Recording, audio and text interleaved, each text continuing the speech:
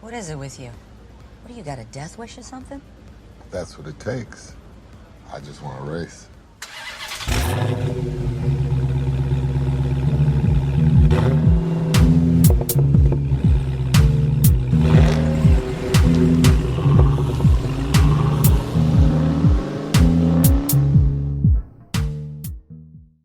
All right, Dieselheads, it's episode 25 of the Chronicles of Diesel, the only show that explores everything Vin Diesel, his games, his films, his songs. My name is Ethan, and with me here to return is Devin. It's going to take 2 flushes. That's a good quote. It's a good quote. There's a couple, real talk quotes that I forgot, but I remember them being real talk quotes. And I was like, oh, Devin's going to do one of them, and then I forgot what they were, so... Yeah, there's one that's like, we the people lose liberty and safety. There's the things I do for my country. There's a couple of good ones in there. Yeah. But one for more of the one of the biggest zingers.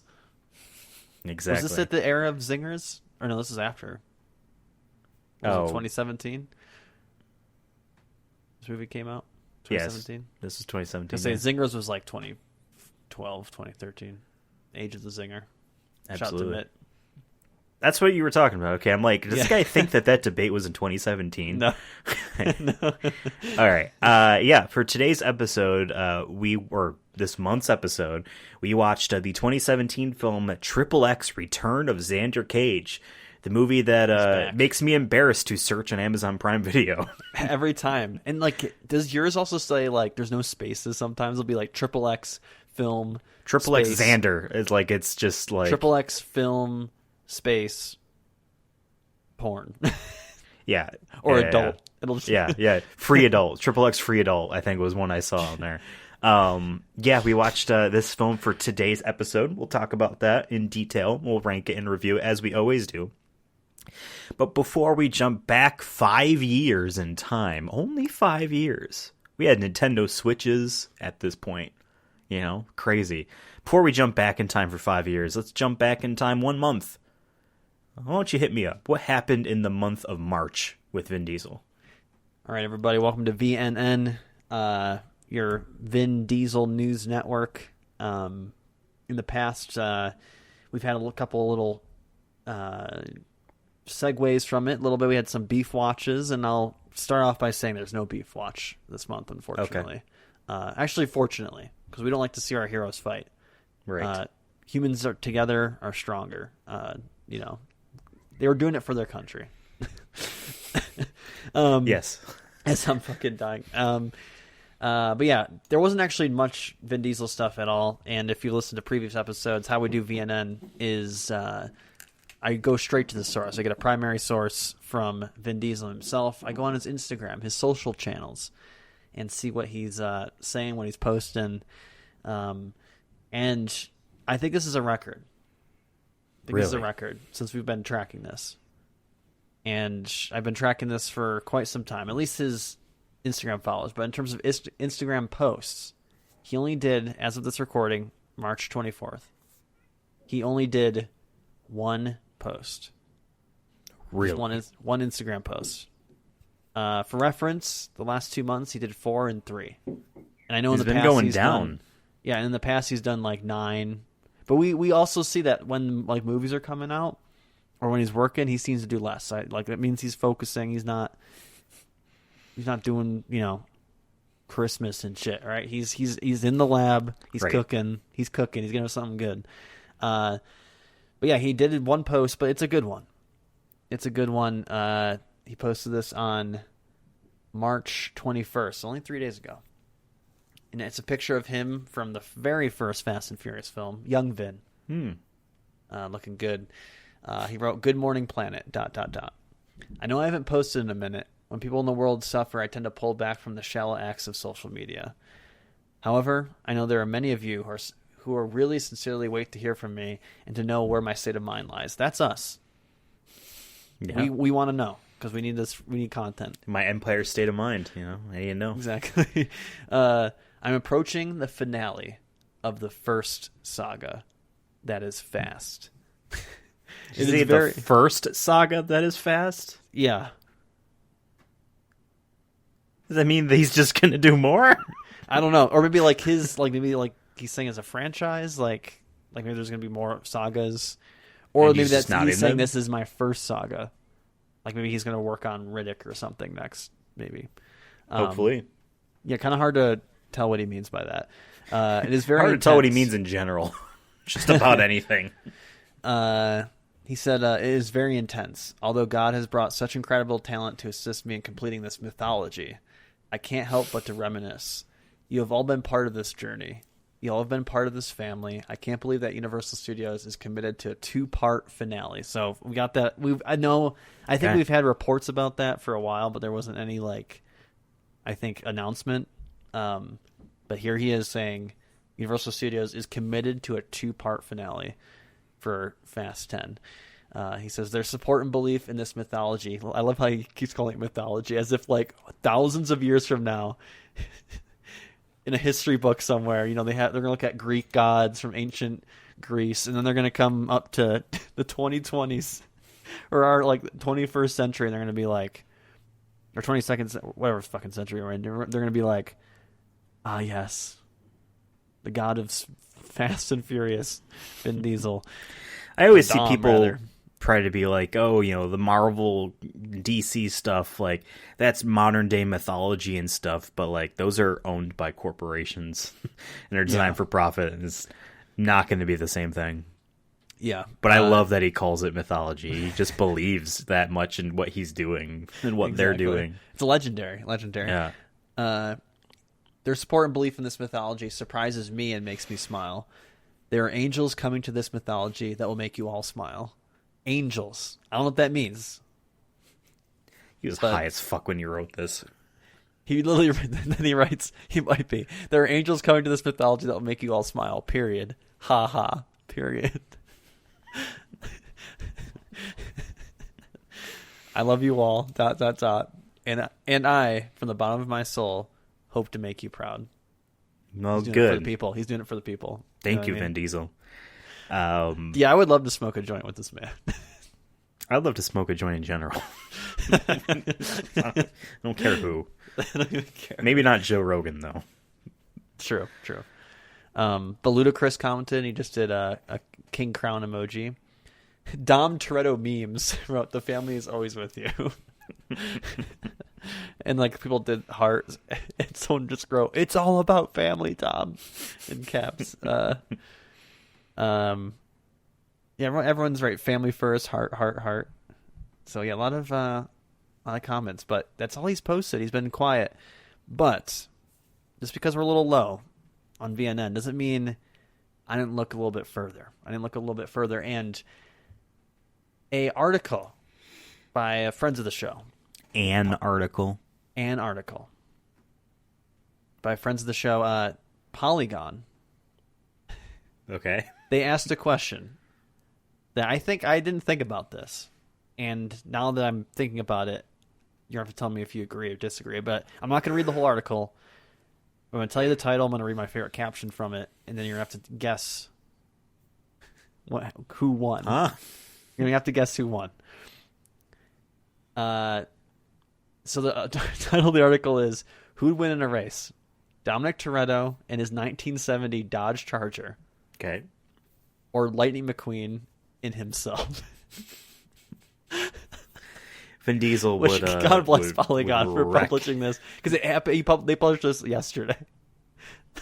Well, I think they're doing their just versus thing where they just have a whole bunch part of of stuff. Who Would Win Week. This is part of their Who Would Win Week, and I love Weird. the picture they have, which it says WWWW for Who Would Win. But they have Vin Diesel looking all serious, and then Lightning McQueen doing his ka-chow face that he does. It would be Vin Diesel. Let me put this straight right now. Vin Diesel never loses. Lightning McQueen lost. But He retires in the third movie. I want to pull a quote from the article. Okay. But I want everyone. I would recommend everyone reads this because it was pretty funny. I was reading this while having dinner today, and I was laughing. But they wrote, quote, "Lightning and Dom come from two completely different racing worlds. So in the interest of debate, we had to figure out a way to standardize the race. So we took a leaf from the underrated film Cars 2." in which the race cars compete on a track with 3 different environments. So open wheel cars and stock cars end up being even in terms of skills and weaknesses. I don't remember this. I don't think I saw Cars 2. I don't. Cars 2 is a really shitty spy movie starring Larry the Cable Guy, more so than Owen Wilson. Really? Yeah, he was just like in the background, it felt like. Yeah, so they said, thus in this competition we have 3 different rounds: a street race, a Daytona-style 500-mile race, and finally a straight-up drag race. Spoiler alert. So if you don't want to hear spoilers, I guess, you're correct. Spoiler. Dom won.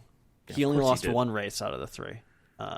He won the drag race and the streetcar race, but they said that like he did too many. He's shown that he's won too many streetcar races in the films, and that's like what got him over the edge. But it was a pretty short, fun little article. But I saw that it was in the Vin Diesel news because there was nothing else really in there. Oh, there is one other thing, but I'll get to that in a second. But Okay. I just thought this was a fun little thing because we always do like beef watch. It's all serious and shit. Let's make it a little fun here. But yeah, there's one other Fast 10 announcement that we can officially announce is Really? Can I guess? Can I guess? Yeah. Burger King toys. No. Damn. It is a cast reveal actually. Oh shit. Okay. Not a full cast reveal, but a character. A person's going to be in this movie who's a pretty big star. Oh, right. We had texted Jason about this. Momoa, Aquaman, that beautiful man, is coming to Fast 10. I don't know if he's going to be in both yes. movies. I don't know if he's going to be a bad guy. If he's going to be... He is a bad guy. He's the a villain. bad guy? Okay. He is the villain of the movie. We haven't seen him in a villain role yet, have we? Unless you see Aquaman as a villain, I guess. I can. He's a king. He's a king. Yeah, no gods, no masters, exactly. Exactly. Get rid of that shit. No, like, that's awesome. And it just goes to show that, like, we couldn't will him into the role of Knuckles the Echidna, but we still got him in a Vin Diesel movie, and the proper one to have him in as well. Yeah, you know like what I the mean? finale, potentially. Probably, we don't know anything about the thing at all. He could be the villain in both of them. He could be the villain in just one of them. What if it's something like, because, what's her name? Cypher? Charlize Theron's character? She's still alive. Yeah. So is she the villain in 10 Part She's 1 the and villain, he's the like, ultimate villain? behind the scenes, Or, yeah, is it that she is his henchman, or is he being used by her? Like, who is who in the dynamic? Yeah. You know what I mean? I'm excited. I hope it's more of a third-party thing. I hope that, like, he has nothing involved with all that. And he's Dude, I am your cousin. Yeah, I swear to God. Okay, I will actually be upset if they're like, it was me. Second cousin twice removed. I'm like, what? I killed your father. He didn't die in the crash. I sniped him. Because the series would do that. Because they have. Oh, and your father was actually like a CIA agent gone rogue or something like crazy. Yeah. He killed JFK. Your father was not your father. That was an actor we hired. Your father is actually played by Sylvester Stallone, like everyone thought he was gonna be. and I'm your cousin. That's good. That's good. I forgot about that. Yeah, I'm kind of all over the place, but I also say his Instagram followers did go up by only 0.3 million. So clearly, if he doesn't post, he don't get more followers, right? Which makes sense. But what's his total at? I'm sorry. 78.8. 78.8 mil. Do you think we'll get to 80 before next month? Fast 10? Before Fast 10, I think so. Okay, for sure. Because like we were at in September, we were at 74.4. Oh, okay. So like, we're we need 1.2 left, right? Yeah. Oh, okay. Yeah, we got that. We got that in the bag. I like how we're saying we the family got him. We got him. We're gonna get him there. We're his community ringleaders. We're just trying to. Well, thank you, Devin, for telling me and the audience what's been going on in old Vinny D's life. Now, we watched XXX Return of Xander Cage for today's episode, but XXX Return of Xander Cage is the third movie in the franchise. We watched the first one fucking like 2 years ago, it feels like, for the show called simply XXX. There was a second one in between the two that did not feature Vin Diesel at all. And it starred Ice Cube, called XXX State of the Union. And we watched that movie before this one, not necessarily for the sake of reviewing it. Well, not for the sake of reviewing it, but just to make sure that we're not missing anything in the third movie. It doesn't feel super fair to potentially, rate a third film if you don't watch the second one at all, because you might be missing something or whatever. Mm-hmm. So we'll just give our brief thoughts on that movie. I will say it was terrible. Ice Cube, God bless you, sir. He is quite literally a lot like me in the regards of physicality and in regards to athleticism. The man running looks like me running, and God bless you, sir. This may not be the type of movie for you, but I will say I feel like he did his damnedest in this movie. He tried really fucking hard. There is a scene for sure. There's a fucking scene in the movie where he is escaping from prison and he's running on the roof of the prison. He jumps off one roof to land on a diagonal slanted roof, and then spins and jumps off and then immediately goes to land to go fight people. You can tell when he lands, they were like, all right, this is take 15. We're good. And he feels like, you just see in his face, I got this. The guy got it this time. I fucking did it this time. You can tell. He did his damnedest. The movie, you know how some movies are like, wow, it's 40 minutes in and they haven't done any action stuff in this action movie because we've been setting everything up.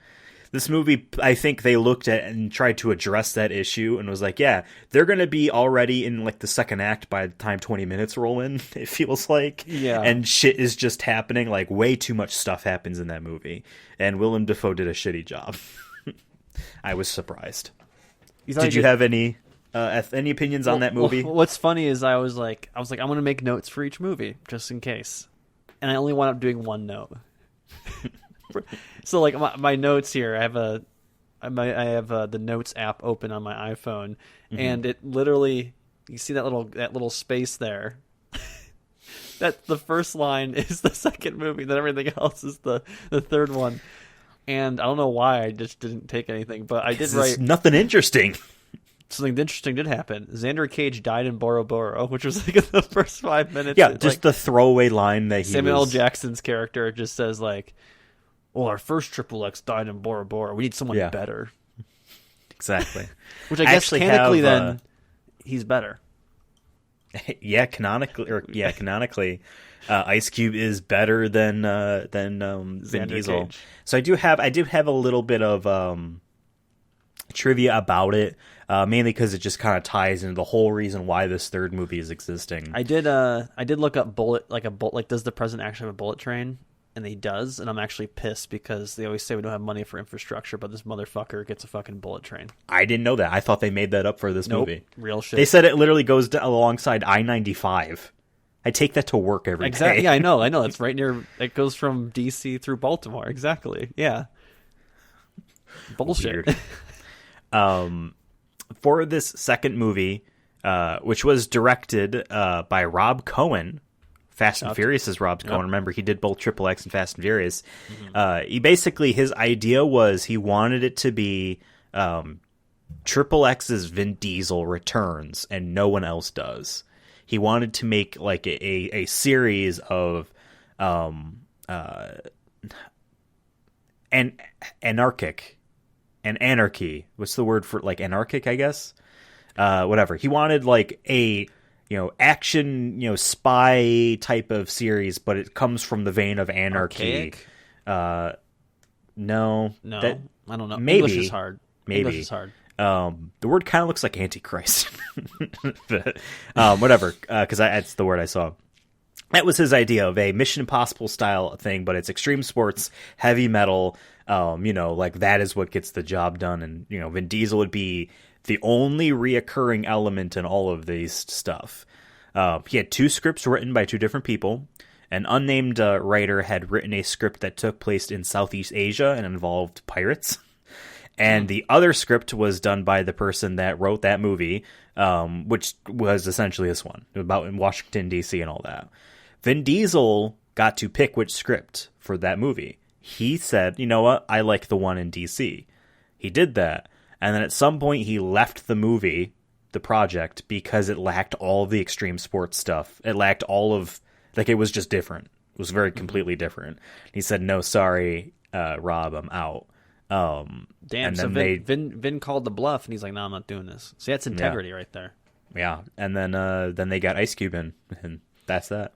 Did Ice Cube just audition for this shit? Because I feel like this was around the start where he was trying to do more movies.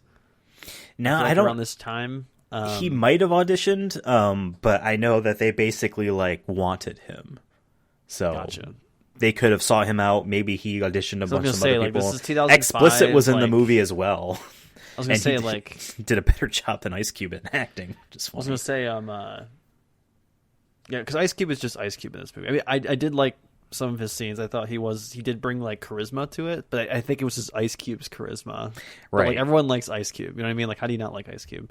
At least some of the in terms of the action, that was one element I know that we liked in the first one, and I think there was elements in this one, but I feel like they were trying to make it much more political. I don't know necessarily political. I think it's just the idea of more he's a tough motherfucker that went to jail. That's his extreme element. He's he's prison guy for 9 years. Well, I mean, in terms of I'm saying political in the sense of it does kind of what the Assassin's Creed thing is. When we reviewed Assassin's Creed, where it's trying to talk about liberty and oh yeah, and they do this in the third one as well, where it's just they do this in the third one as well, where it's just they just talk about the people need us, but they maybe don't. Almost like the Batman, where the Gotham needs us, but they won't never respect that, or will never. Sure, they don't deserve us, but they need us. Yeah. So is that kind of vibe I'm getting on with it? I also think it's just living in 2022, whatever freaking year we're in. The whole Capitol siege thing. There was more security for that State of the Union address than for January 6th. I'm just going to say that. That's all I'm going to say about that. That's true. There was more. Yeah. They had military vehicles in the suburban parts of DC, and I used to live in Baltimore as well, and I've gone to DC a couple times. Those streets are pretty far away from the Capitol, so the fact that they had military that far out within a mile radius, I just thought it was funny that this is super secure, and I love that they got the irony being too that in this fake movie, it's a real movie, this fictional movie. That the State of the Union was him lowering the defense budget. Meanwhile, he's also being protected by tanks, especially in the year 2005. Literally, War on Terror was in full fledged. Right. But there's a lot of just parts in this movie where I just man, seeing this in 2022 is hilarious. So in a weird way, I actually enjoyed this movie, even though it is bad. But just from a 2022 perspective, there's just so many little things in it that I'm just man, I got Ice Cube right out of NWA, and you got this was 2005. You get Willem Dafoe, who just got done doing Green Goblin. You have you have just all the goofy over the top action, which is what I liked about the first movie. But it just felt like it was. I don't know what they were doing with this movie. It was so bad. It was jumbled, but it was at least fun. So I guess. Yeah, I wasn't watch it again, upset, but yeah. Yeah, I will just bring one more thing about the film before we move on. There was that side character,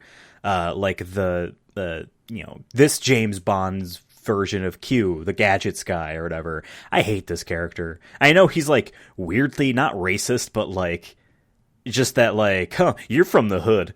You gotta blend in with this this world. Yeah. He's just that obliviously dumb in ways that's dude, shut up. You could say racist because it was, but I don't think it was intentional. But at the same time, it's on you to educate yourself. You know what I mean?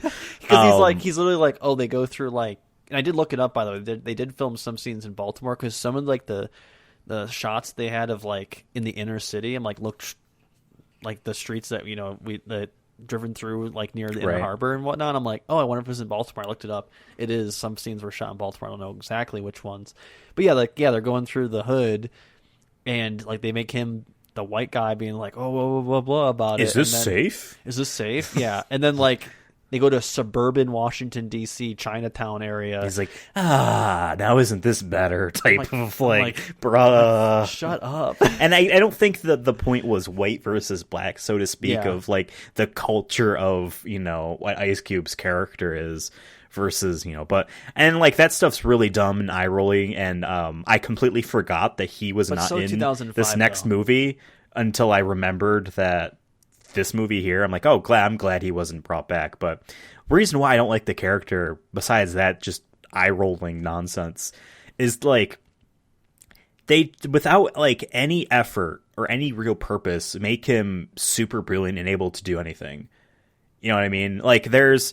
Like, you gotta hack this super ultra thing. In another movie, it'd be like, a dude actually like taking his, it's like, it's serious. I could screw up. Like, there's some risk elements here, but I pull through and people respect me or whatever.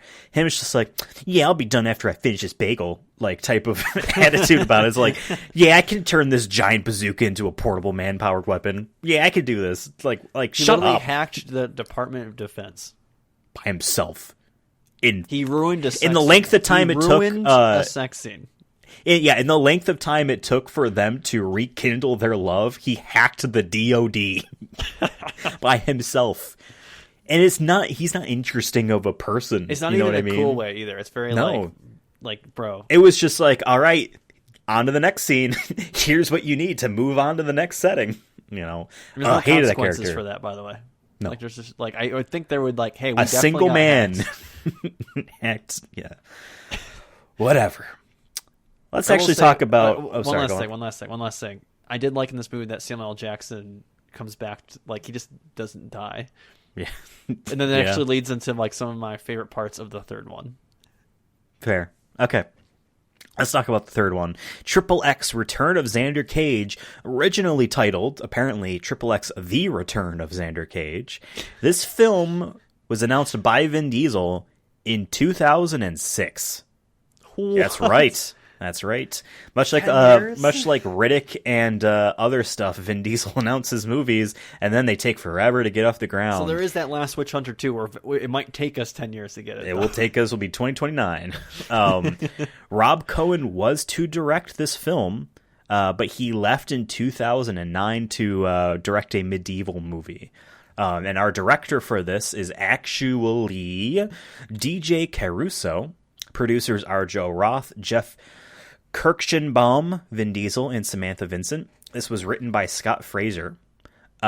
This movie has a bunch of different actors in it, so I'll list a couple of them right now. Donnie Yen voiced our Zhang character, antagonist, but not really antagonist. He was originally supposed to be played by Jet Li before Jet Li left. Yeah, and Conor McGregor was supposed to be in this film. Interesting. And then he got replaced by another UFC guy, but not one that's not nearly as famous and decorated as Conor McGregor. Yeah.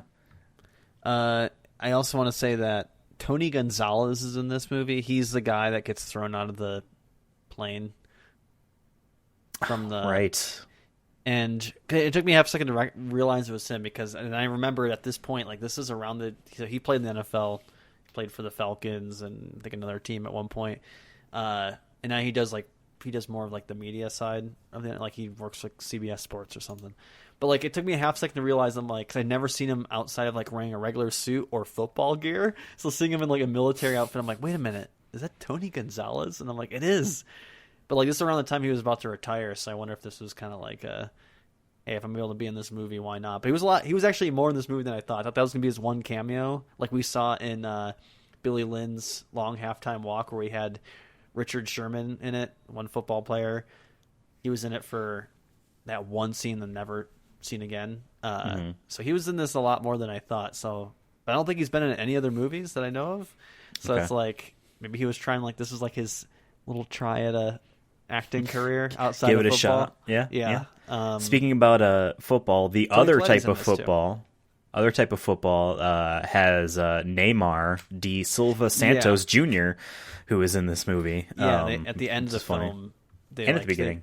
at the beginning, well, I'm saying at the end of the film, they say it's him as him, and I'm like, I didn't know who he was, so like, I'm like, oh, that's cool. Okay. Like, if you like soccer and you're watching this, It's I bet actually him. He's not playing a character. They recruited your actual footballer to be in it. Yeah. And then one other interesting point of note about actors. Actor Deepika Padukone chose this movie over Furious 7. This was her debut. She was what was her name? It starts with an S. Lots of characters. Serena. Oh, Serena. There we go. Yeah, she played Serena in this film. But yeah, that. Oh, and what's his name that played Nikki there? He is actually in real life a part of the Korean pop group called EXO. EXO. Sick. Yeah. And then our one guy is in this from Monster Hunter. Yes. He was also in Furious 7. Yeah. So he must have Vin Diesel's phone number, right? At this point, like he's been in too many of his movies that he has to have his phone number, or he's in like that circle, right? You ever see the like on Twitter, people have like their mutuals and like the ring goes out further and further. He's on that third level somewhere related to Vin Diesel. Exactly. Got Toni Collette's in this. I love her, and I thought she was cool. Rory McCann. I only see him in Game of Thrones, and him playing a complete opposite character from that was kind of interesting to see. Tony, I think was a guy that we were talking about. Yep. From Monster Hunter and Furious 7. Trying to think anyone else here that give a shout out to. I think that was. We'll give one major shout out to Ice Cube for showing back up in this movie. That was now. That was cool. Not gonna lie. We didn't obviously see this movie in theaters. He was in the trailer. They spoiled that. Really? If I knew that, I would have been upset. Like that should have been a surprise because that's what the movie set itself up to be. I have three actually more trivia facts. Since we're running through this stuff now, I'll just pop these off right now. In the movie, Vin Diesel hands Serena a phone. I believe it's Serena hands a phone. Says, if you don't hear back from me, dial 9. 9 on numerical keypad is what you would type for X. So there's that. Okay. The color shifting ugly as fuck car that Ice Cube brings Vin Diesel. I love that they committed to it though. I love that they committed. They're like, we know this shit is ugly and so early 2000s, but fuck it, it's still in this movie. Yeah, because it's from the first movie, and it is the actual one that they used in filming. Really? That's even better. It was in some collector's place. It still has gear from that first movie's filming in it. Like, that was used for a set. And one more thing. During filming of the original XXX movie, I don't know if you guys remember this out there, during a parachuting scene, Vin Diesel's stuntman for that movie hit a pillar or something and died. Do you remember that? Oh, yeah. Jesus. Yeah, he died during the filming of the movie. In the movie, when like Xander and Serena are talking about their tattoos, on Vin Diesel's leg, he has a XXX tattoo that has the name of that person in it. Damn. So that's some real shit, though. Fuck. Yeah. But and I think we said that in that episode a long time ago. I'm sure we said this, but like I think like people need to respect like stunt people like so much more. Like I think they kind of just get taken for granted that like these people put their lives literally at stake for some of these stunts. Yeah. Yep. All right. Let's begin recapping XXX Return of Xander Cage. But actually before that, now that I remembered, I'm going to make you guess like I always do. The budget of this movie was $85 million. What do you think the box office was in 2017? I might have seen this, so maybe that's why this number's in my head. But I'm going to say $300 million. $346 million. This was a bona fide success, so I think this is very obviously going to get a sequel at some point just because of this alone. You know, Riddick didn't do too well, I don't think. I remember what that was, but what the box office was for Riddick. 300, that's for sure. But it wasn't super great. And the Chronicles of Riddick was pretty poor. You know what I mean? So that's a franchise that is, you know, will they, won't they? Maybe in 10 years type of thing. But XXX, just due to this number alone, it will come back. Granted, it's been 5 years, but it was 12 in between this and the last fair, one. He hasn't. I don't know if he's really announced it either. Yeah. Like usually Vin would be like, "Yep," but yeah, never know. Who knows? Maybe Rob Cohen will come back for it, or Ice Cube will return. That would be great. I mean, technically, hold up. Let's do the obvious. Ice Cube and Vin Diesel co-star. Yeah, I mean, that's what it seemed like. Fuck it. But at the same time, Ice Cube ain't going to be doing any of the stunts Vin Diesel can do. It could be about them being retired and training people, and then they do the stunts. I don't know. Okay. Let's recap the movie. XXX Return of Xander Cage opens with its title credits that go on for quite a bit, but already I can tell this is going to be better than the Ice Cube one. Already.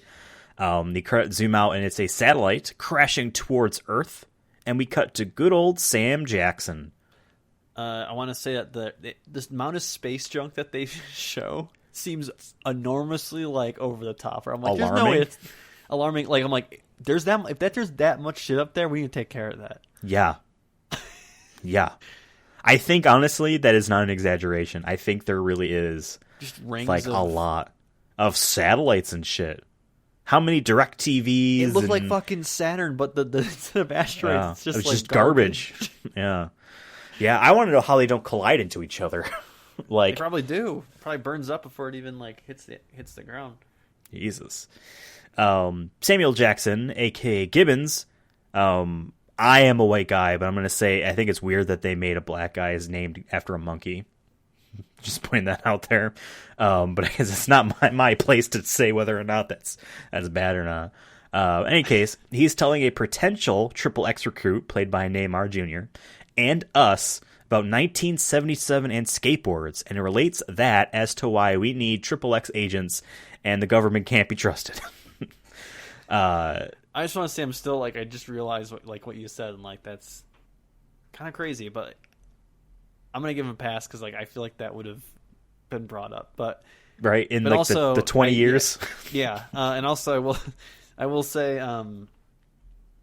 this I like the scene because I think it reminds me of the first scene in the first movie and I think they go to that same diner in the second movie. Second one, and I thought they were going to do that. Yeah, this is a different place, but yeah, I just like this whole scene. Also it tells me right in the beginning here that do not take this movie seriously at all. It's gonna have a fun time.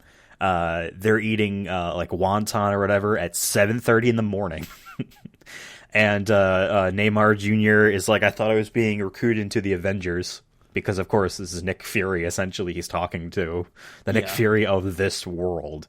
But Neymar declines and then saves the day when the restaurant is held up by a bad guy with a shotgun, which I think was supposed to be staged. Yeah. Obviously, we don't know because the satellite then crashes and everyone dies.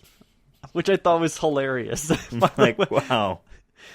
But then part of me was I'm no way he's dead. Because this is the third time now where he's supposed to be dead. I'm this man won't be dead.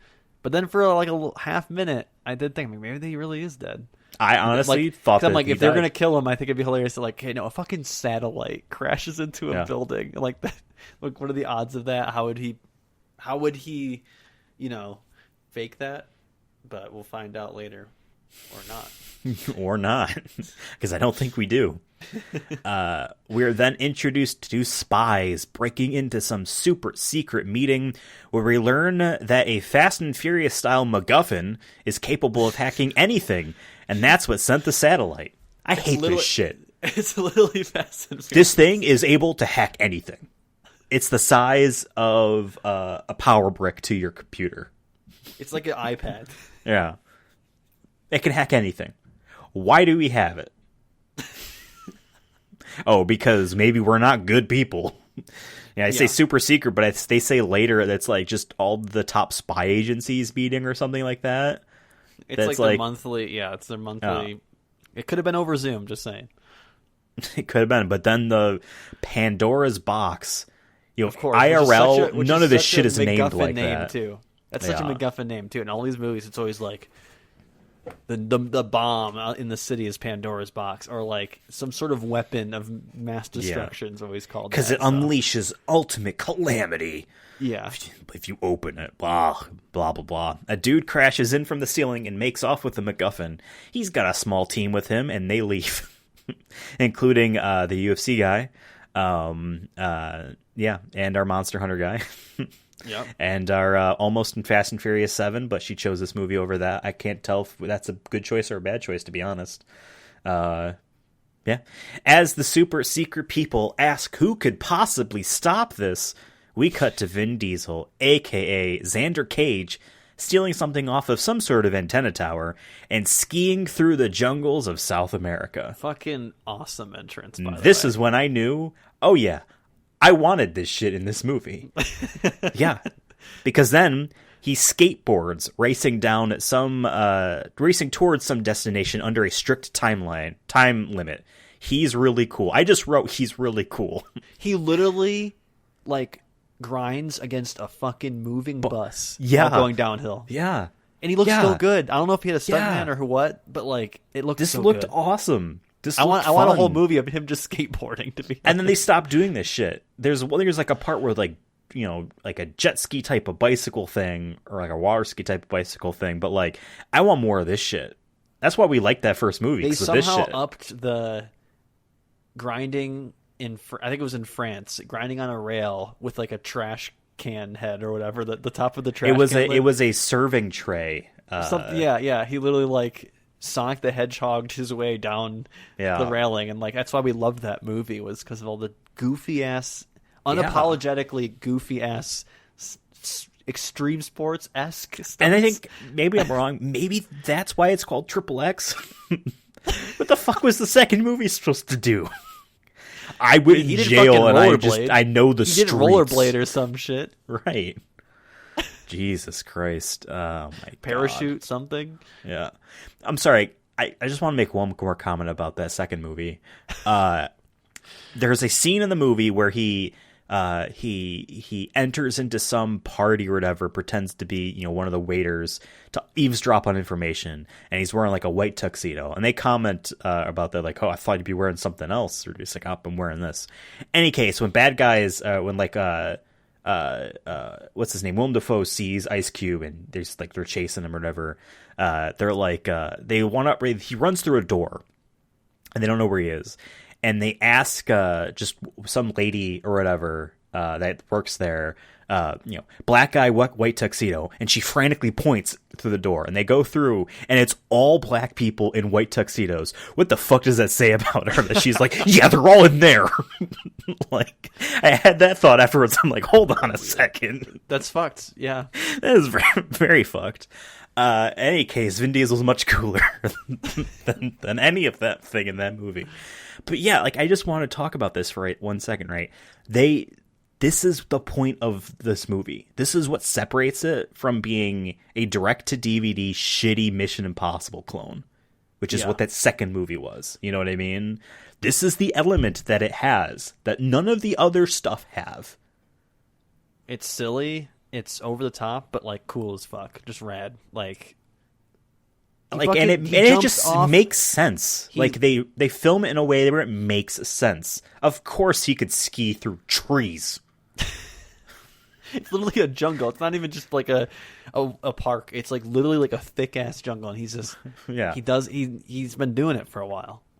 It feels like it makes sense, and that's all that matters. I can easily see him, jumping off the skis and onto the seat of a bicycle but it just works. All of this works. I wish more of the movie, or most of the movie, maybe that's what "morst" means, had this stuff in it. But when you introduce a lot more people that aren't necessarily all extreme sports people in that degree, and you need to have them all do stuff, I get that it's not necessarily going to be that way. But still, if they do a fourth one, I kind of want them to scale it back a bit and have a lot more of this stuff, because it was cool to see him skate, Tony Hawk's downhill jam his way for 5 minutes. You know what I mean? It was fun to see that.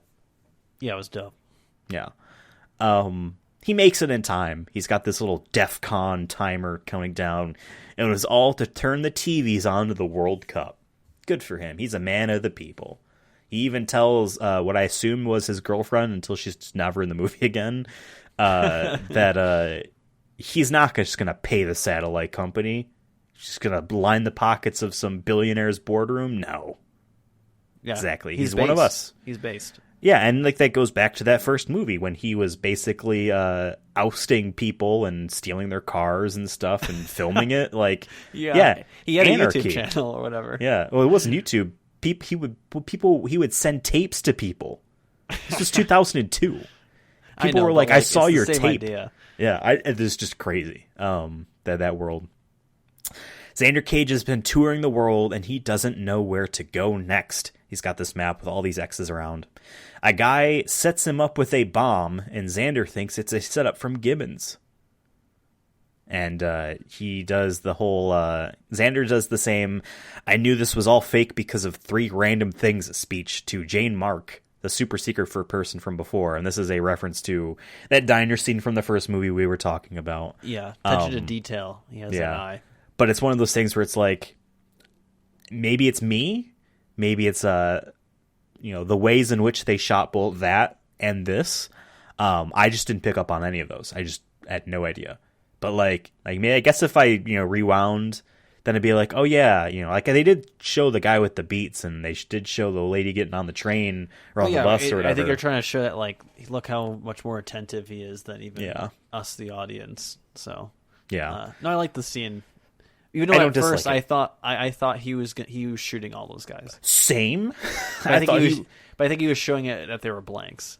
Yeah, but yeah. For a second, I'm like, wow, like my brain hopped back and forth between, is he just so good that he is only hitting his attackers? I'm like, but man, that gun is kind of pointed a little low, and there's people cowering on the ground. Like, okay, at least they're blanks. But in any case, he accepts. We get to the church or whatever, and blah, blah, blah, blah, blah. He accepts. He says a line. I was kind of confused by still why he's doing this, but I also didn't give a fuck. I think, honestly, it was for Gibbons.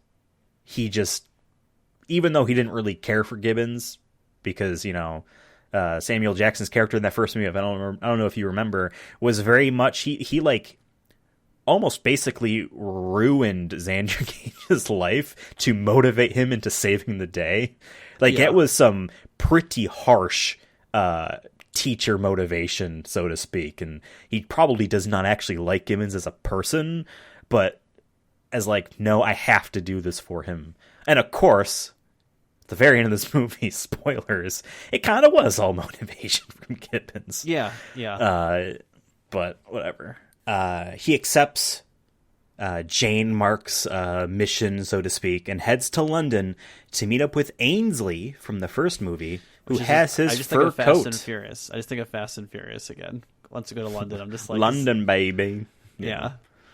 I love that the stupid fur coat is back. It does not, like, fit him as well, I feel like, as it did back then somehow. I feel like he looked better back then wearing it than he does here. But I love, the environment also helped, because he was actually in, like, a colder part of the world. And, like, this one, he's, like, it's, like, mostly summer or whatever. Yeah. It looked maybe a bit uncomfortable. But I love, like, the fur coat popping up gave me the same reaction as, like, whoa, this Marvel character was in this movie as Daredevil. You know what I mean? Like, the fucking fur coat had a fucking surprise guest appearance. It's kind of like Spider-Man or whatever, like going back to the suit, like, like he has been wearing it for a little while, or he's going back to, like, it's like the superhero movies when they're going back to an old uniform or something, or like the team's getting back together kind of energy. It's so cheesy, and like they went out of their way to have this in it. Absolutely. It didn't matter. Absolutely. Someone was like, hey, remember when Vin Diesel wore this stupid fur coat in that movie? We need to bring it back. That's it. And then someone in the writers' room said that, and then everyone else was like, this guy's a genius. He was like, yeah, well, we have this hacker lady. He needs information. He just goes there. We get him the suit. There we go. Or the coat. Yeah. In any case, she gets him the information he needs on the ghosts that stole Pandora's box and knows they're in the Philippines. We cut to the Philippines, where our ghosts are arguing over the box. They haven't quite yet said that they're XXX agents, so I'd been just referring to them as ghosts. But ghosts. They want one of them wants to destroy it, one of them wants to use it. I don't know for what, but he wants to use it. Xander is then shown to his giant plane, where he meets a thirsty girl and then commits homicide on a group of soldiers by jettisoning them out of a plane.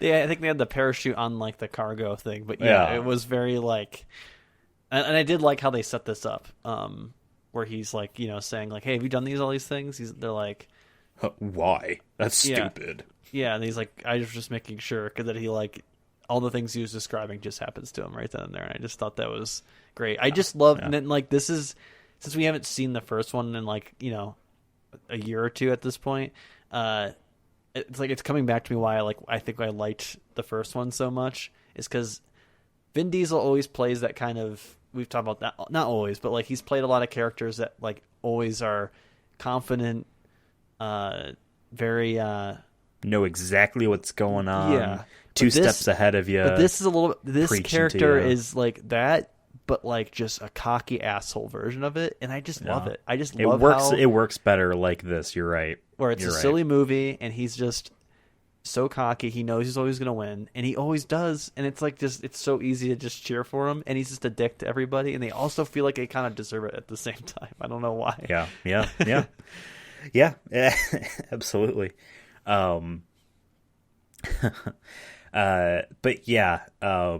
Diesel can't work with, or not Vin Diesel, Xander can't work with these chumps. He needs people like him. We then cut to Adele Wolf, aka Ruby Rose, who is hunting lion hunters. Fun fact: she is based off a real-world group of veterans who hunt poachers. That's dope. Yeah. I did like this scene where she just you think she's hunting the tiger, or the lion, and you're like, okay, I don't condone killing these poor endangered wild animals, but I get they're trying to make them look tough. But then and it cuts to oh no, there's poachers, and then I'm like, oh shit, and she just pops them all in the knee. I think she doesn't kill. I don't think she kills them, but no, the lion will kill them. Oh, the lion will kill them. It's not murder then. It's not murder then. That they were gonna kill the lion, so I mean, fair's fucking fair. Yeah, you know what I mean. Yeah. We then cut to Tennyson Torch, who is robbing an ATM. I guess I'll just say this now. I feel like this character did not need to be in this movie. Yeah. He robs the ATM. It's crash 198 for him. And then we cut to Nicky Nix at a club. He also did not need to be in this movie, because I feel like neither of these two characters did anything in this movie. They shot some guns and they had some quips here and there, but it wasn't skill wise the guys. I feel like they didn't have a role. He's the getaway guy for a scene, and Nicky is just meant to hype up a party for a scene. Be a distraction, I guess. I don't know. I wanted to see more, because then we cut to all three of them on Xander's plane, and they're all getting the lowdown on what's going on. And there's a spot where it feels like each of them is getting something to then use, which does not happen, right? Nicky's has the gloves on, the exoskeleton gloves, and he doesn't use them. One of the bad guys uses them. You mean the Knuckles? Yeah. It's I just thought of Knuckles when I saw that. I don't know why. Just big punchy gloves. It felt very weird. It felt like a huge missed opportunity to write them in for stuff better. You know what I mean? I get Vin Diesel's character needs to be the thing that does, or needs to be the one that pushes the narrative and the action forward more often than not. This isn't necessarily an ensemble film of kind of like Fast Five, right? A large group coming together with no clear person leading by doing, you know what I mean? This was very much no, Vin Diesel does everything. He needs you to do this one thing, you to do this one thing, and you to do this one thing. That's it. Yep. Disposable. Even though he might not feel that way about you, you're here to do a disposable thing and be done, which it feels like a missed opportunity. What are we, a bunch of Suicide Squads or something? I also want to say one thing. I want to know what your opinion on this is. This film does and I'm sorry to bring this back up again, but I hate them. It does the corny Borderlands thing of like character gets introduced, freeze frame, zoom in, here's fun facts and witty dialogue about them. The first couple times I'm like, okay, because they do that with Samuel Jackson at the beginning. I'm like, okay. Then they do that with someone else later. I'm like, okay. And then when we get 3 of these back to back to back, I'm like, just stop, please. Like, these are not funny. These are not interesting. I don't know. Am I like alone here? Do you disagree with me? I wasn't really bothered by them, but I feel like I've seen it before, and where I've seen it before is definitely like, I think James Gunn has done it in the Suicide Squad, or maybe I don't know if he did in that one, or it was the other Suicide Squad that he didn't do. One of them did it. You're right. I've seen it before, and so it's not like I wouldn't say original. I don't mind it. I do like that some of these movies nowadays are like they're trying to be a movie and not to be. Not saying I don't like the other types, the very avant-garde, very like film, like cinematography. Like I like those. Don't get me wrong, but I also do like it when a movie's like, nope, we're acknowledging this is a movie. We're acknowledging that this is fun. This is entertainment. Yeah. So like, I thought it was fine. Like I didn't necessarily be like, oh, this again. I was just like, oh, what'd that one say? Oh, I didn't fully pay attention. Yeah. I'm sure I wrote some down, but like I don't remember any of them being like, oh, that's really funny. Like maybe one of them maybe like, oh, like, huh. Yeah. Great. Like, yeah, Ruby Rose's character, it says her Call of Duty handle is Lady Boner. Yeah. The one dude's driver, like, oh, he says 198 crashes. None of these are great, to be honest. Like, I felt like they were first drafts of like what should be right here. Like, none of them were very clever. I actually paused during each and every one of them so I could write stuff down, so I had more time to read them.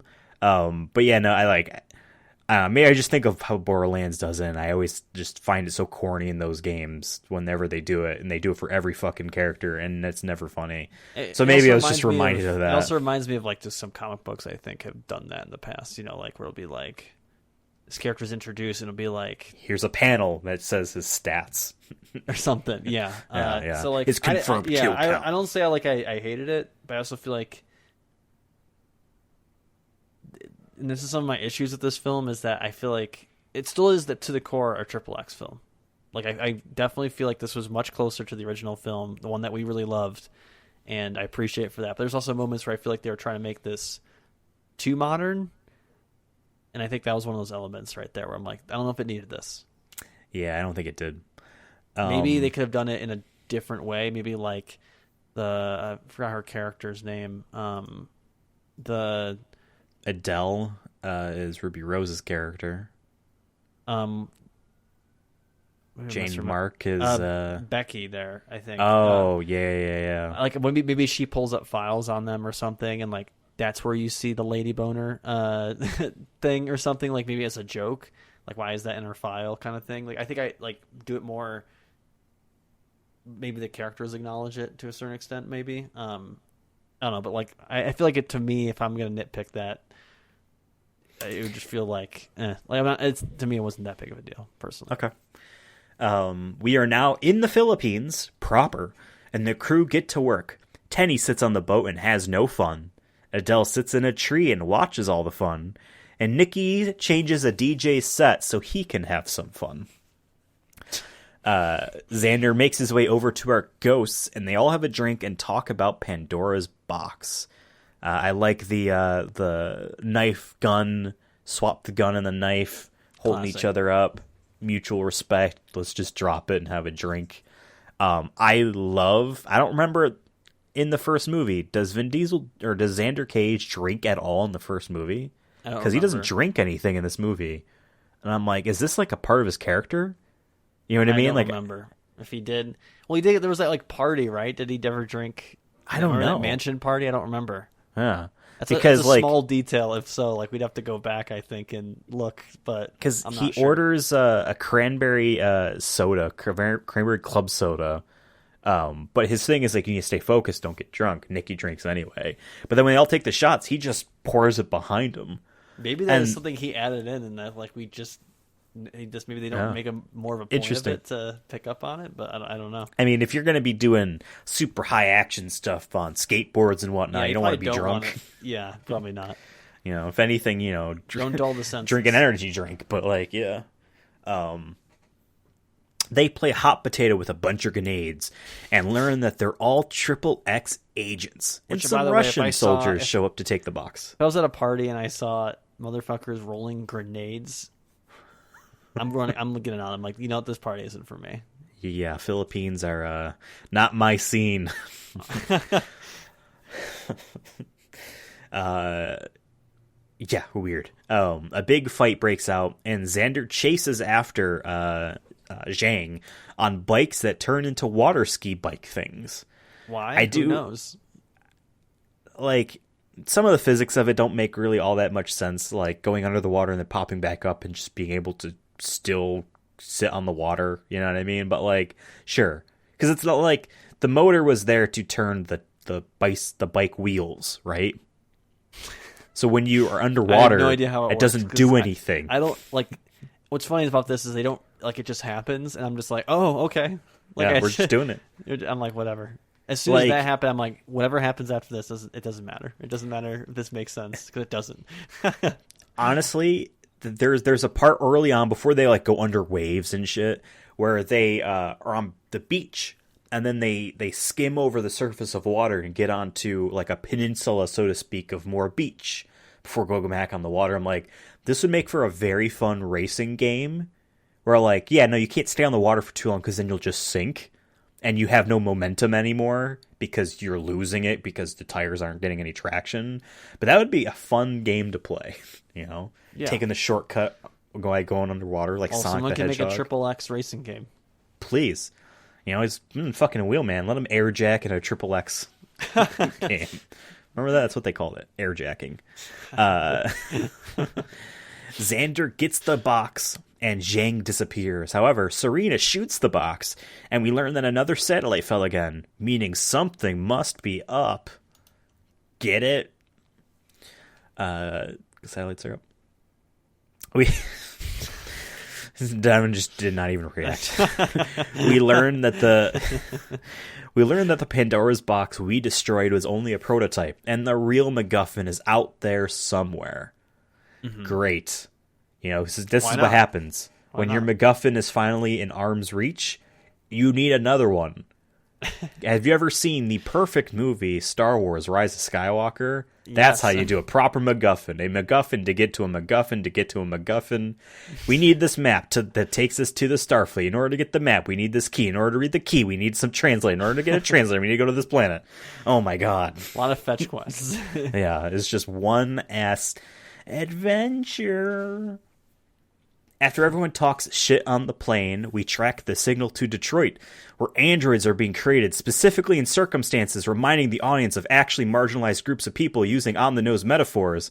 I'm kidding. That's from the video game, Detroit Become Human. And this Detroit is just boring. It isn't Detroit. I Detroit. do not remember any of that. Like, I feel like I might have picked up on some of that. I'm like, what are you talking about? I was very spicy thoughts when I saw Detroit pop up. I'm like, we're gonna talk about that stupid ass video game here for a second now. As I decided to put robots in back of bus. They're going to escape on a railroad and head north for safety and freedom. No, this has nothing to do with songs. Race. There's nothing to do with race. These people are hurting. These are about emotions. These people are hurting. Yes, the androids are people. Did you get it? That is my point of the movie.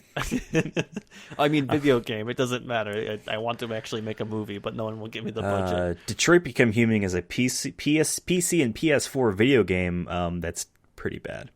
As the crew sets up in Detroit, Xander, Jesus, I'm doing the fucking accent. Xander and Selena share tattoo stories and talk about Gibbons. Now, here's a question for you, Devin. I don't have any tattoos, so maybe you, since you have tattoos, you know. Selena says that in order to get through one of her tattoos, she drank an entire bottle of tequila. Am I correct here in saying that drinking and soaking yourself with alcohol is bad if you're getting any sort of blood work, including tattoos? I'm not sure because I've never. I'm pretty sure I heard that. Well, I think his blood makes your your alcohol makes your blood thinner, I believe. So maybe you bleed more. I just think it's a bad idea because you're gonna go in and if the tattoo artist messes up, or if you're just gonna be annoying while you're getting tattooed. I don't think anyone wants to tattoo a person who's or just moving. But it said it took her 15 hours or something, and it wasn't even that big of a tattoo. I'm like, that did not take. Or you're that drunk it took them 15 hours to have you fucking sit down. Or maybe it's just that painful. I keep needing to get up. I don't know, but I just thought that was fun. But I did want to acknowledge that I did see his nipple tattoos while he was shirtless on the beach before he showed it, and I just want to say attention to detail. Devin has attention for detail.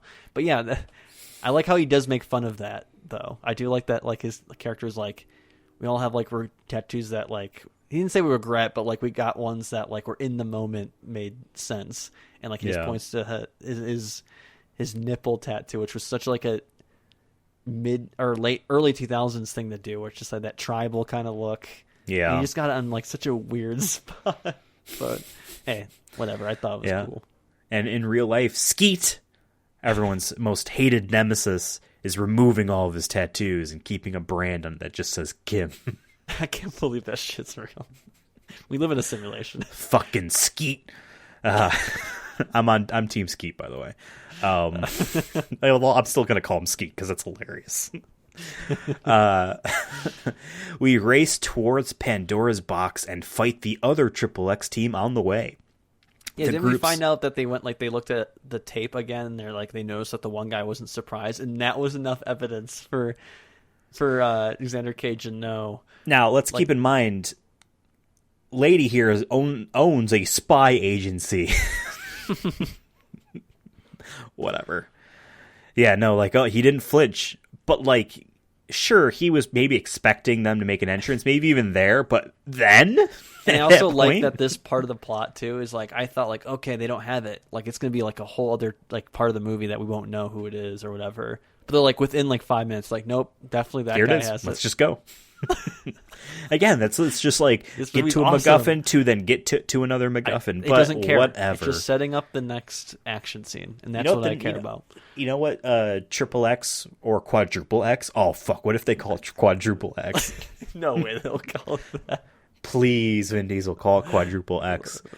What if the MacGuffin is a skateboard that's a hard drive or something? You know what I mean? It's like speed, but you have to keep moving. You have to keep in order to download the data onto the supercomputer, you need to grind this rail. And no one's ever grinded longer than a certain distance, and it's 10 times that. Or it's something ridiculous. You have to grind for a day on this rail or whatever.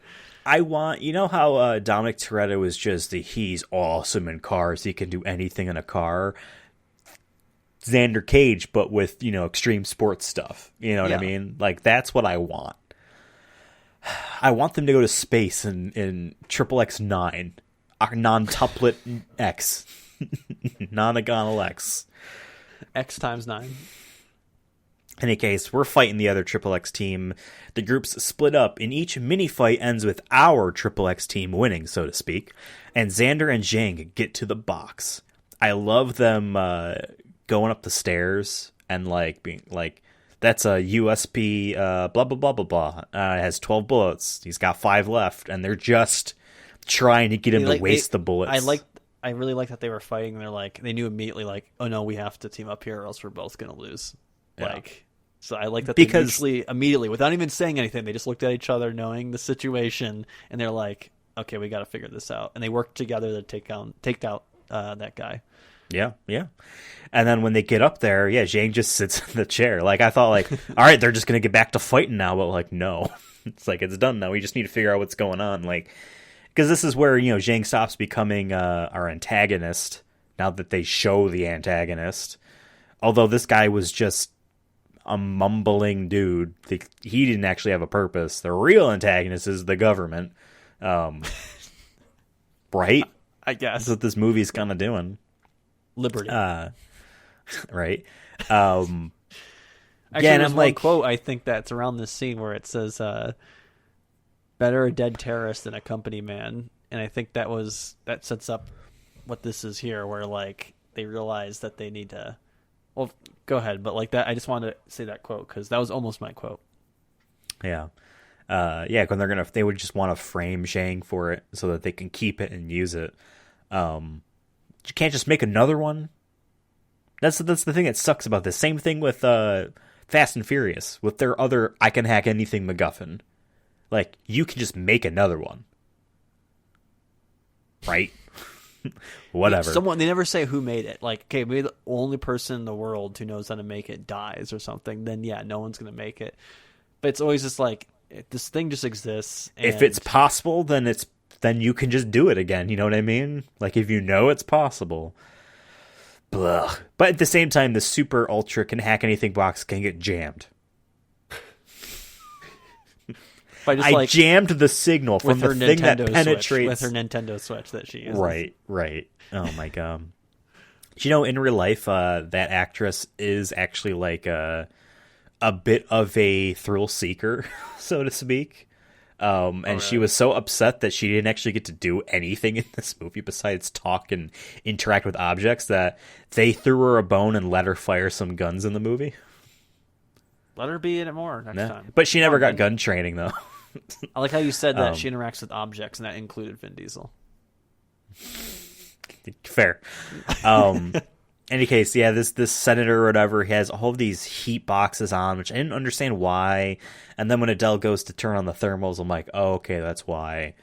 Still, just nuke the whole place, I guess. But then they destroy the box. And kill a lot of innocent people. Well, I don't mean nuke. Like, you just shoot a rocket at it. It's an abandoned building in Detroit. Nuke it's Detroit. Detroit, though, let's be real. No one lives there. I'm sure Ted Cruz or someone would be like, we should just nuke it. But what was this guy's plan? I have no idea. He had, like, what, a gun? So you send the SWAT in? What's he gonna do? You know what I mean? He had the upper hand when two unarmed, like, karate dudes break in. Because he has a gun and they just have, their abs and arms. But, like, that's all you need. Whatever. In any case, you get it. I love Vin Diesel's read between the lines callback between doing this. Although, how did he know the exact angle that she was at? He knows. Whatever. It was a good shot, by the way. Yeah. I was almost hoping... I'm glad he did move his middle finger out of the way. But, like, what if he was like, I'm going to sacrifice my hand so you can shoot? That's what I thought was going to happen for, like, a little bit. And then once he moved the finger, obviously, I'm like, oh, it's still a incredibly tough shot because you're either hitting the back of his skull, killing him, blowing off his hand, blowing off a finger, or just completely missing and not hitting anything. His shoulder, like there's so many things he can hit, and she just does great shot. Yeah, and it does skim the inside of one of his fingers though, which I liked. But he just has trust in his team. Big trust. Yeah, he trusts his lady boner.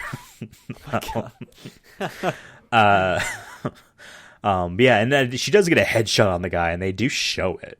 Like for a couple frames, you see him recoil from being shot in the face. But then, yeah. Then the SWAT comes, and that's when they. We get the box, but something feels off. Turns out the government should not be trusted with the MacGuffin. Go figure. They turn on on the XXX crew, and everyone fights back. But yeah, no, they're like, better a dead terrorist than a live salaryman or a live, a businessman or whatever. Yeah, whatever it was.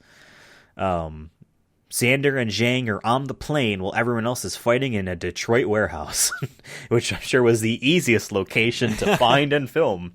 Just this, on the lot. They probably found that in LA. It was in someone's backyard. Exactly. Well, it's just like in Furious 7, that scene where Paul Walker is on the phone with Jordana Brewster, where she's telling him that she has another child.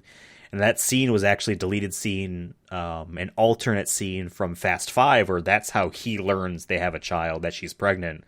in Furious 7, they use it there instead to tell him that he has a second child. That was just a random ass warehouse, and even though that was technically supposed to be in Brazil, yeah, it was in London or wherever exactly. Yeah. 7 was. You know what I mean? That's just how these warehouses work. It's the perfect action movie filming location, a warehouse. Lots of fight stuff happens. We could talk about stuff if we remember it. Everyone does cool moves. Eventually, the plane's pilot is shot, so the plane is falling. And who shows up to save our XXX heroes when they're pinned? Who shows up to save our XXX heroes when they're pinned? They have no bullets left, Evan. Who shows up? Ice Cube. Ice Cube shows up. That's which right. I love. Which I love, by the way, because I totally forgot that they dialed 9, and I just totally they waited a good enough amount of time where it's it makes you forget about it. You're not expecting it, and we watched these movies back to back, and I still didn't expect this to happen. I thought he was going to be one and done, and I love when franchises acknowledge even the shit, even who goes Fast and Furious did it with what's his name in the last Fast and Furious movie from Too Fast, Too Furious, the guy from Japan there. He was in it for a good portion of the film because it was who fucking cares? Who fucking cares? And he's in it, and he has a fucking grenade launcher, and he's just popping them. He's having a good time. He's having a good time. I did not expect him to want to come back. I did not expect them to acknowledge that movie existed because that was that bad of a film. But yeah, no, he's back. And he even said he's been waiting 11 years for someone to dial 9. I just imagine he's sitting at his house, on the couch watching TV or something, and he has that phone somewhere nearby, and it's collecting dust. And then it's ring, ring, ring, and he just knows immediately. Because that's how all these characters are. They know exactly, without even saying anything, they know exactly what they need to do, where they need to go. Yep. And that's my Ice Cube needs to bring the car and a bazooka, and he's there. Yeah, I loved when he showed up. I loved a lot of the fight stuff here. I didn't really like the just endless wave of goons going into the warehouse that they know they're just going to drop a satellite on anyway, and just kill them anyway. But I didn't really care for that because I didn't feel like they accomplished anything. But they needed them to get pinned so that Ice Cube can blow up the last couple guys or whatever. Yeah, because they ran out of bullets. Yeah, they were about to just start punching and knifing. Yeah. And I wanted to mention too, when that plane's going down, right before that, Vin's character dies. But I remembered, they made a good point of him putting on the bulletproof vest. So I like that. He immediately winks or whatever when he when everyone walks away. And I just thought this is one of my favorite characters that Vin plays because it's just such a different take. It's not all serious all the time, at all. I don't think it's ever serious. In this film, he's ever serious, and I just love that he's winking when he just got shot. Shit's not looking too good, and he's just I don't care. We'll figure it out. Yeah, and him and Zhang are on two different planes of action. Well, the same plane, but two different elevations of action, fighting around. Why and would you stuff. shoot a man before throwing him out of a plane? Absolutely. Yeah. Well, to fuck with you. This is the last movie all about a guy that just fucks with people. You just don't believe that's possible there? Jesus Christ. Oh my God. Talk about a movie that was oh yeah, this guy is getting really close to actually talking about the Occupy Wall Street movement and having a point.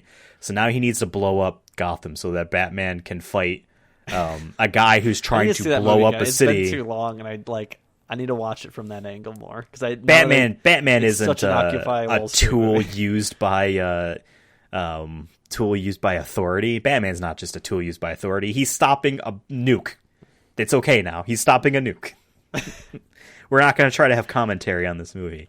Also, we're going to have him fight in broad daylight a lot and look really dumb.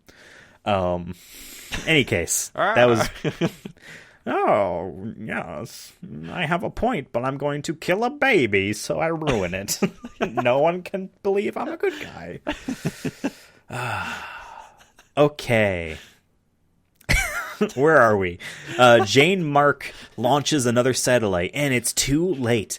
But Xander is going to crash the plane into the satellite before it hits the ground. Which is so ridiculous. The chances of you being able to hit that, it's slim to none. But you know who has a chance?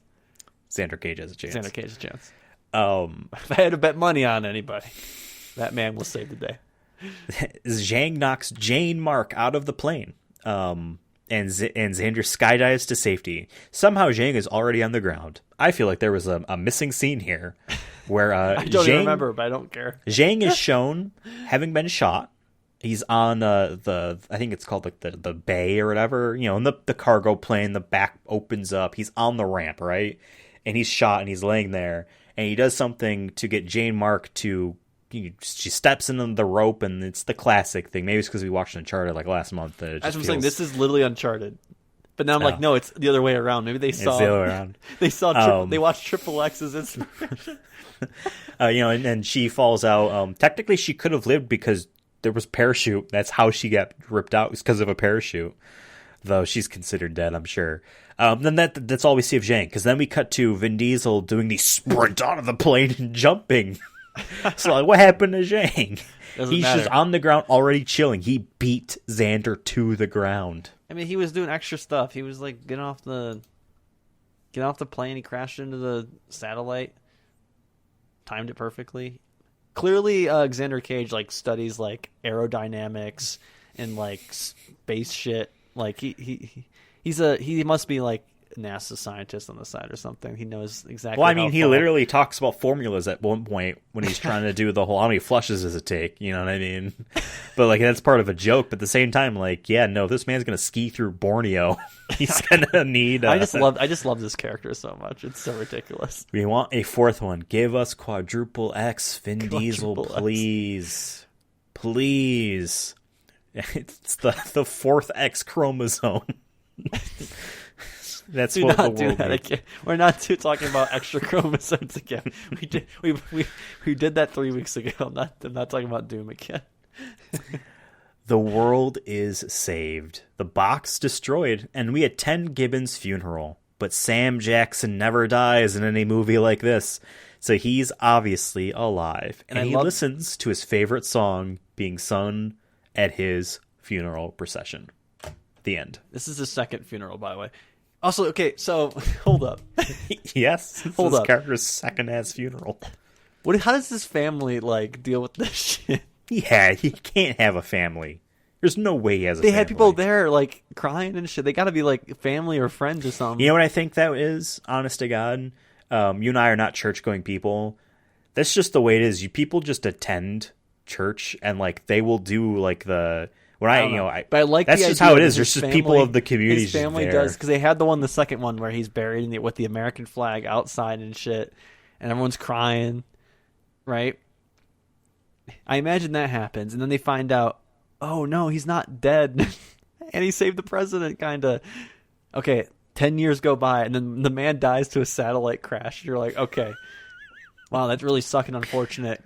Let's go to his funeral. And then if you find out later, fucking again, this man is still alive, I would be like, I don't even care if you actually I'm going to kill you myself. I need to know. But I love how they don't explain it. They don't explain it. And I love that. I fucking love it. They're like, they have fire engulfed everything. No, what's his name? Junior is alive too. And he was like he acted like he was in on it from the beginning. Crazy. Like this is what I want. This is what I want. Quadruple X, take notes. I want you to kill Samuel Jackson's character again, but not really. Do this I don't even care. Every fucking the start of the movie. The start of the movie needs to start with him dying. Even if it's that, like literally, we open with him introducing the movie and him dying, and then we end the movie with him saying, "I didn't die," and then that's it. Yeah, I would love that as a running gag. That would be amazing. Make sure this character accomplishes nothing because he's dead for the whole movie. And bro probably got paid so much money to be in 2 scenes. Yeah, as he was like, still listed as like top billing.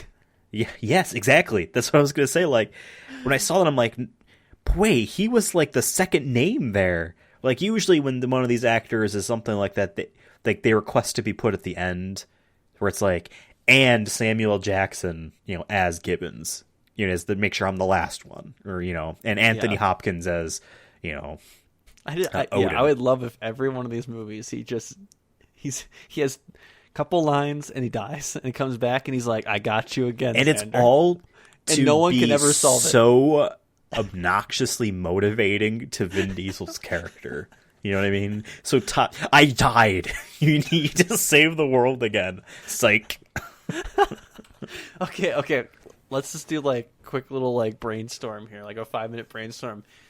Let's say they tell us that we need to write the fourth movie, okay, and we need to kill him off again.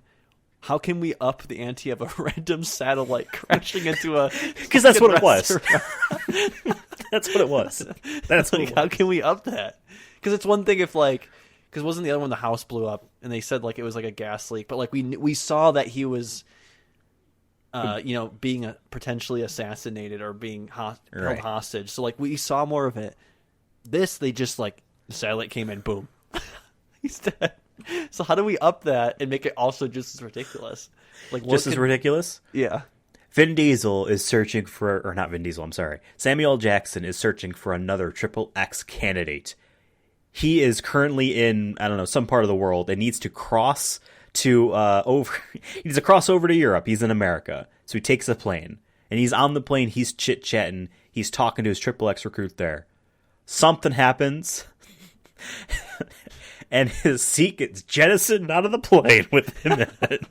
No jetpack or anything. Nothing. A hole opens up beneath the man on the plane somehow, and he falls into the sea. So it's more shows back up at the end with scuba gear on. Flip-flops into the church. Come back. XXX 4 ends with him in a church again, and the same motherfuckers are crying.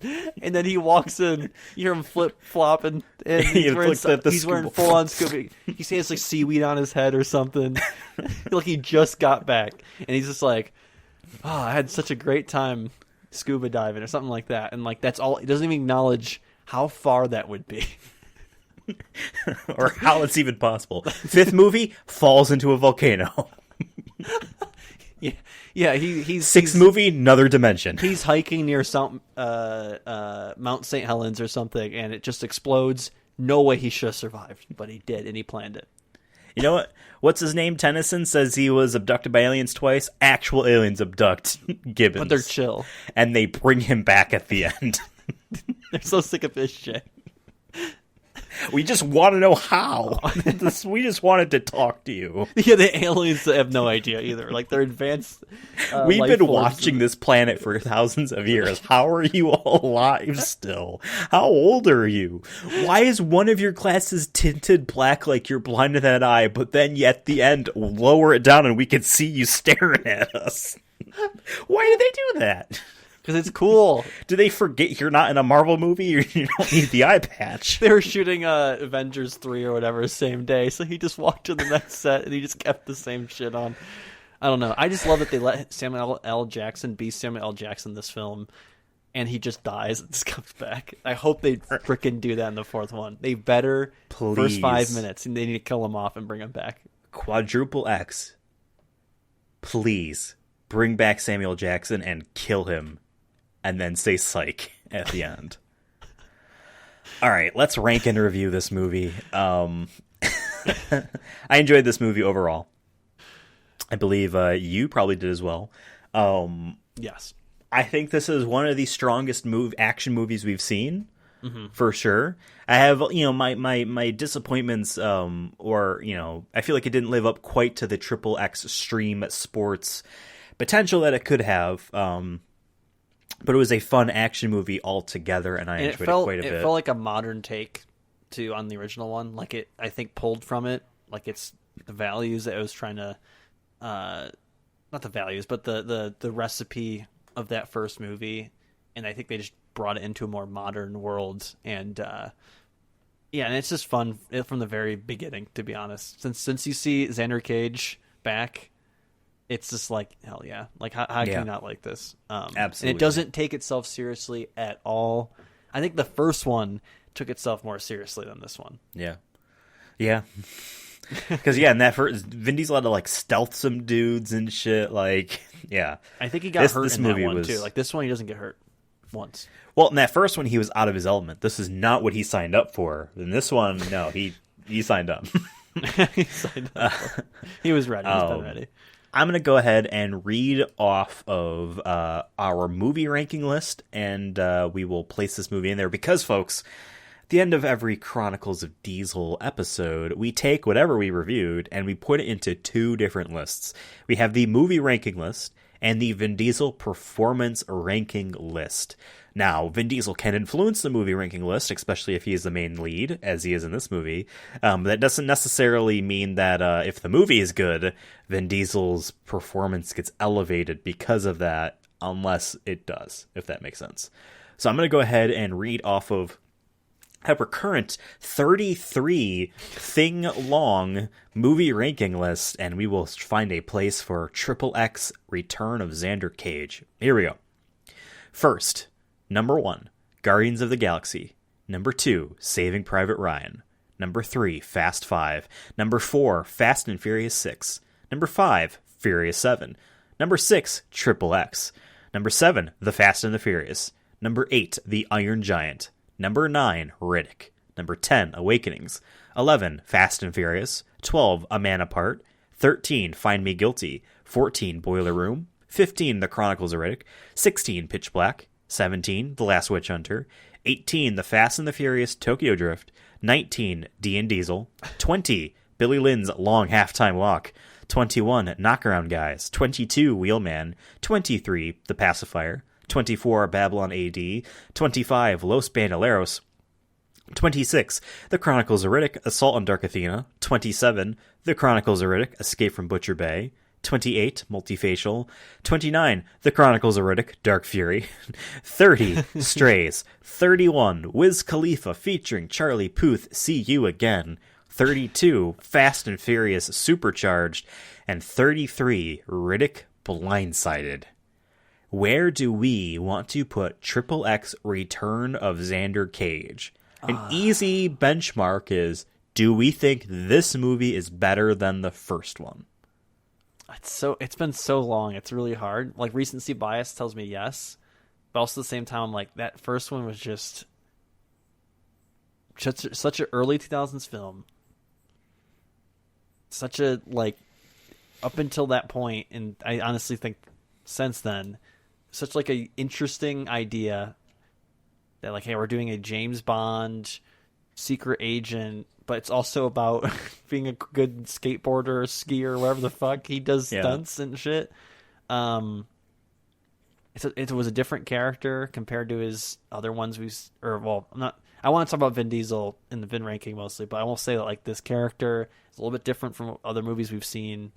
It was a straight action movie, this one was, and it was much more, it doesn't take itself seriously, like we said. We liked it. Like, we didn't have too many negative things, really. So part of me says, I don't know, I go back, I'm like 50-50 on it, to be honest. So now, what are you feeling?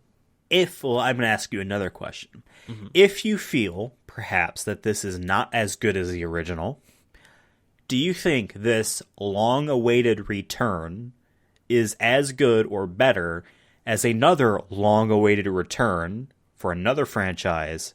I'm talking about number 9 here, Riddick. Is this better than Riddick? Yes. Okay. So this is higher than Riddick at the very least, because personally,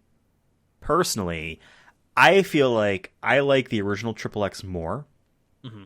And I also feel like I like the original Fast and the Furious more. I feel like, for me, a good spot to put this is right above the Iron Giant.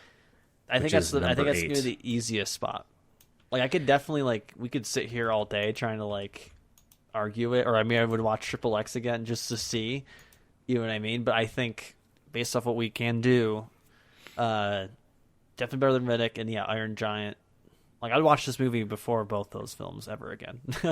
Yeah. And The Fast and Furious is such a classic, you know what I mean, just overall film. You know what I mean? It's a cult classic. And it feels like we're cheating to just continuously give that movie praise, but, like, it's the reason it's the reason we're here. Yeah. You know what I mean? It just holds, like, it's just the reason good. that franchise, like, it was supposed to be a one-shot thing, and it turned into a mega franchise that's up there with, like, obviously the Marvel movies, I think, in their own league, but, like, if Marvel and all the superhero movies are S tier in terms of making money, Fast and Furious is A. You know what I mean? It's right there. Yeah. They make. I think they made what, almost $1 billion, or didn't they make $1 billion the last one? Well, 7 was the highest. It was like at one point like number 3 or something, like highest grossing. So like it's stupid money. Like it. Yeah. There's a reason why it's successful, and it starts from the very first one. Absolutely. So I think this is a good spot for it. Number 8, XXx, Return of Xander Still Cage. top 10. Like that's like anything in the top 10. I think you need to like. It's gonna be tough once you're in that, but like. Top 10's top 10. You know what I mean? And like, number 40 is XXx, State of the Union. No, it's not getting ranked. We don't have to rank that one. Yeah, thank God. I would put it higher than the music video and the carnival ride. Carnival ride? Whatever.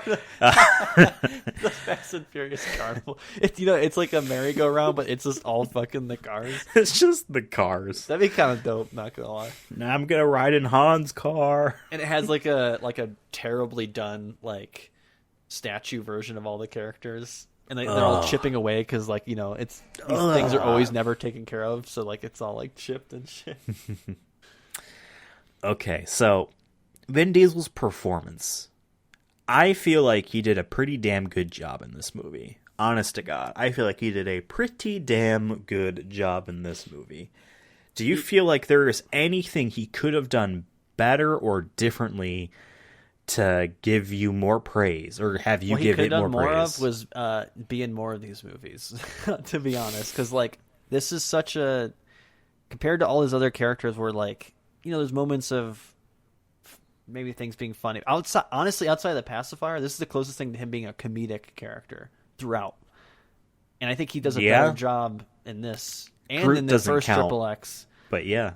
Than in pacifier. But let's read the Vin rankings, because I have a feeling I know where this is going to go. Okay. I didn't know if you had any specific things. I know. I just want to say he did a great job. Like, there's a lot of memorable scenes, like him winking or whatever, or smiling when he gets shot.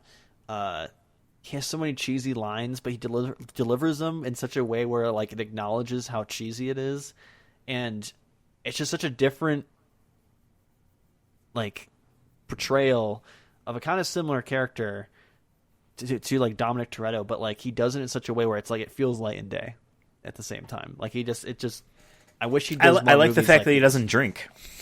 You know what I mean? That felt like an unnecessary but like light touch, that helped make the character, you know what I mean, a little bit more like a character.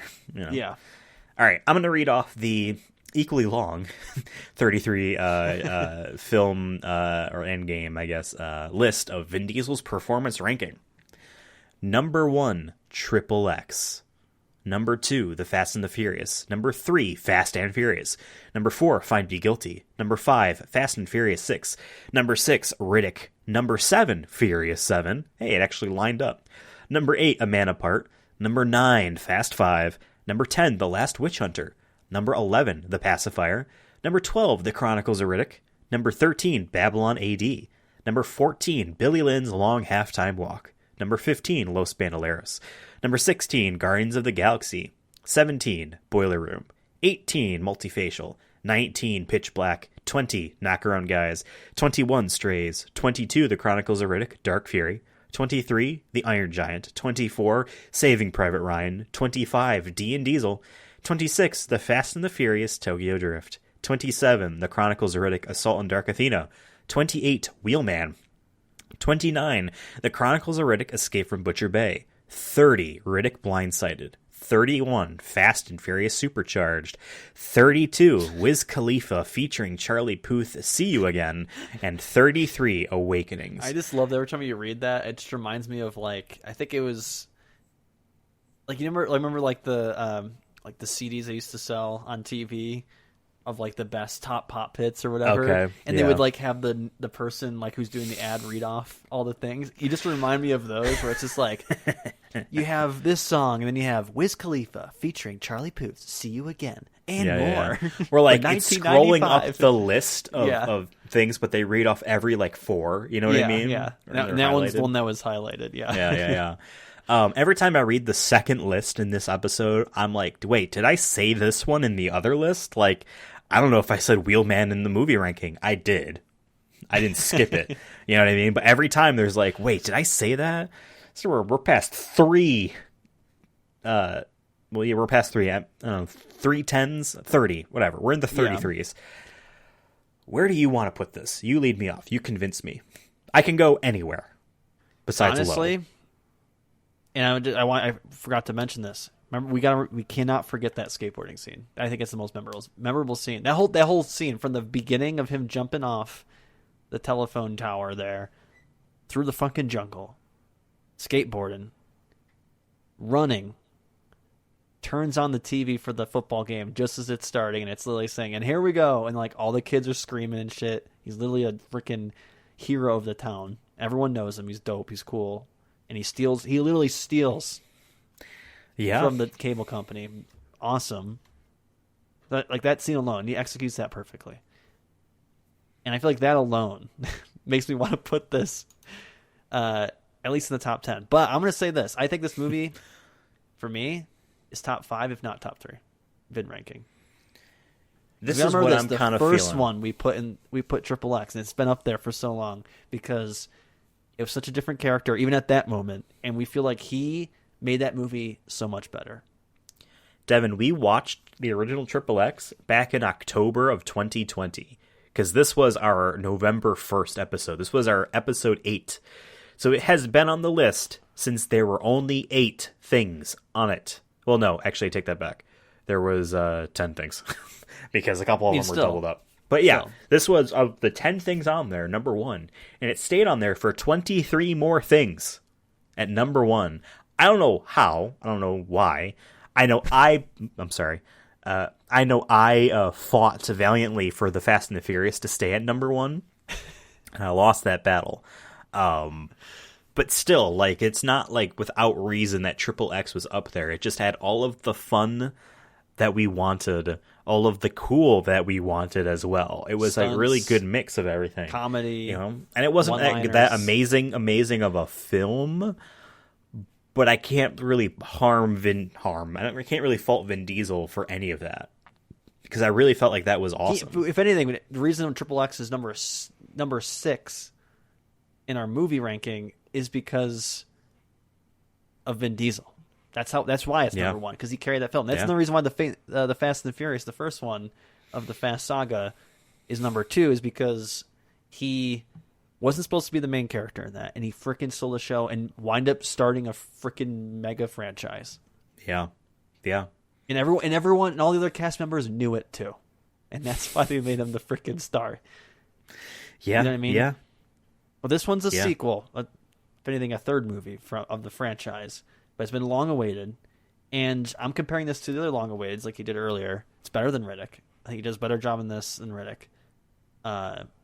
And he also he produced and whatnot, right? Riddick as well. Yep, he was a producer. Same as this movie. I think they embraced what this XXX is supposed to be about in this film. They could have done a little bit more on the, like we mentioned, we could have done more on the motor sports or whatever, the extreme sports. And I only bring that up because he produced that, so I think he would have to be in the writing room to a certain degree, or at least say, hey, we could have done more or less than this. Maybe there was more of it and they just didn't have the budget for it or whatever. But he does all his own stunts. The skateboarding scene's amazing. He has great one-liners. The action's good in it. When he fights people, it's good. It's just, and the story doesn't take itself seriously. They know it's ridiculous. Even when, compared to like some of the Fast and Furious films, where I feel like they take themselves too seriously sometimes. Like 6 and 7. They take themselves very seriously. They just end up having to be good movies still. Yeah. It's soap opera level mixed with action. This one is like, from the very get-go, we know, don't take this shit seriously. This is a fun ride. And I don't know. It's just like, for me, I think it's top 5, top 3. And I'm totally, to me right now, if I had to put it anywhere, I'd make it 3. Here is my question for you. Yeah. So this film, as I said before, and as you said just now, long-awaited return sequel. So was Riddick.